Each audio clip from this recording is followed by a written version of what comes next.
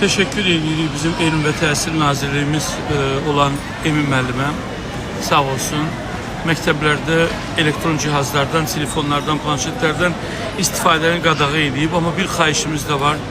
Bu yaltaq valideynlər var ki, onlar qruplar açırlar. Müəllimlərin ad günlərində, müəllimlərin ərlərinin ad günündə, məktəb direktorunun ad günündə, qızının toyunda, oğlunun nəmixanasında pul yığırlar öz evlatlarını düşünərək. Yəni bir sinifdən 2-3 yaltaq valideyn olur ki, öz uşaqların mənafeyinə görə ki, müəllim onlara yaxşı qiymət versin, onlara diqqət olsun.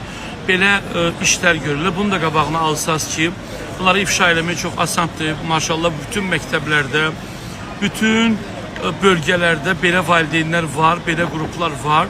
Bunları da qadağ eləsəz çox yaxşı olar. Çünki fərqi yoxdur. O sizin bir sözünüz vardı ki, müəllimə bir 10 manatlıq hədiyyə almaq ya da müəllimə nə bilim nəsə vermək rüşvət sayılmır, düzdür. Çünki müəllim özü onu eləmir, onu o yaltaq valideynlər eləyir. O yaltaq valideynlərin də qarşısını alsaz, çünki bir ailədən olur ki, 3 dənə uşaq məktəbə gedir və həmən məktəbdə müdirənin qızı ərə gedir və başlayırlar. Yəni bu məcazi mənada deyirəm. Yəni bunu belə bir şey hallar yoxdur, amma müəlliməyə görə qızıl alırlar, nə bilim məktəb müdirinə nə bilim şopart alırlar, ərə almayan şopartı məktəbdə şagirdlərin valideynlərinin boğazından kəsib yığıb alırlar.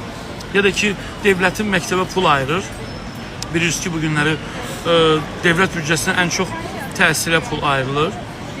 Amma məktəbin təmirinə, sinifin təmirinə, nə bilim belə şeylər olmaması üçün bu yaltaq valideynlərin də qarşısını alsaz çox yaxşı olar. Çünki əziyyət çəkən də yenə kasıb insanlar çəkirlər. Çünki onların bəzi yaltaq valideynlər kimi ildə 5-6 dəfə 50 manatdan, 30 manatdan, bəlkə də çox pul yığıb vermək imkanları yoxdur. Bunun da qarşısı alınsa çox yaxşı olar.